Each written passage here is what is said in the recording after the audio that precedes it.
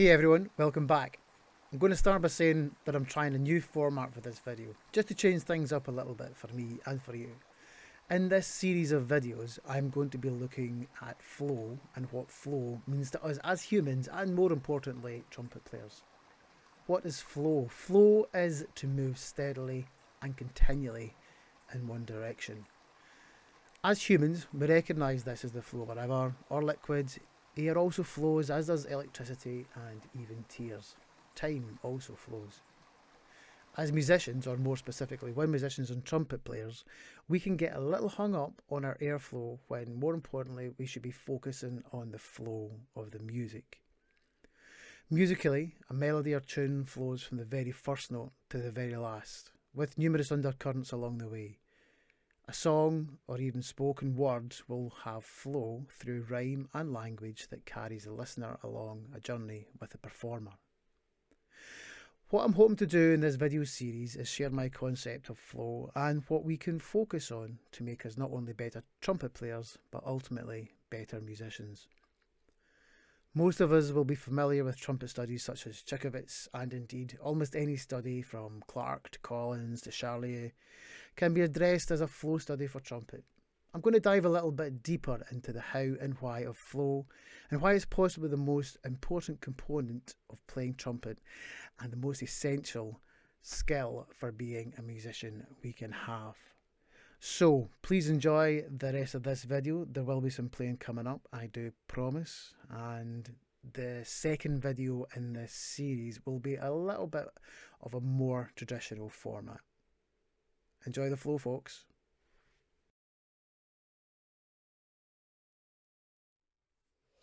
Okay, so when we think of flow studies, we almost always go straight to Cichowicz. I came quite late to the Cichowicz flow studies. I can't even remember where or why they came into my practice routine, but they're there now, and I'm really glad that they are.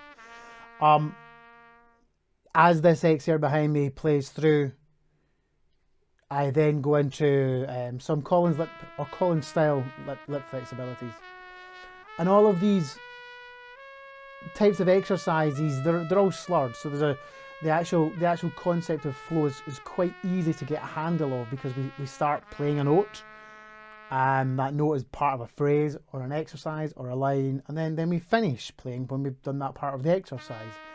And hopefully, all going well, then we connect all the notes that we're required to in a nice and timely manner. Sometimes I might be using a metronome, sometimes I might not be using a metronome. Sometimes I might be using a tuner as well. I know there's some out of tune notes on this version of Cichowicz that I'm playing. So when we start to play these exercises and work through them, we're mindful of what we're trying to do. We're trying to make the sound of the instrument flow absolutely fantastic, and I think that's not too hard a concept to even teach from a very basic standard, and I teach with a lot of my students as one of the most basic exercises that I use. Actually, I've done a video on it already in terms of starting your sound and trying to get the air just to move through the embouchure, let the trumpet catch it, turn it into a note, and then move it on. And really, the most basic version of flow is that. Where I think as trumpet players we do start to come a little bit unstuck is when we start trying to apply the creation of sound on the instrument to that of also making music. Now, I believe that you can play any study really musically. That's a really important skill, I think. Turn any study into a melody, even the most angular and awkward of studies to play. When we get to the end of this little excerpt here, I play a little excerpt from Haydn 2, and essentially this copy of Haydn is at the back of the Otto Lange book, and I used this when I was in secondary school, and I was actually going to be applying to various music colleges, and I had the amazing John Gracie take me through this. Now, my tone is not the best in this, I am not a classical performer, but in terms of an application of flow, something like a trumpet concerto is a perfect example. There are loads of examples out there, so I just went with this one, and trying to do the best I could at the end of a track practice session on something as delicate as Haydn 2 It really kind of, I think, highlights the importance of aspects of flow that we really, really must practice when we're creating sound on our instruments. I'm talking now specifically about trumpet. So the connection of rhythms, the connections of intervals, the valve movements, etc., and how deep can you get down that rabbit hole of it being correct and exact. So it's almost like we want to over practice something to then step back and really appreciate the musicality of it. Now, I haven't really spent a lot of time practicing Haydn 2, and as I said, I am not really set up as a classical trumpet player. I don't have, it's not about having the correct equipment or correct gear, but I do play on quite small commercial sized equipment. And I think the instrument in this one was my large bore Strad, which is great for this type of thing. But anyway, it's not necessarily about the reproduction of sound that I was going for on this. It was more about the connection of sound and movement.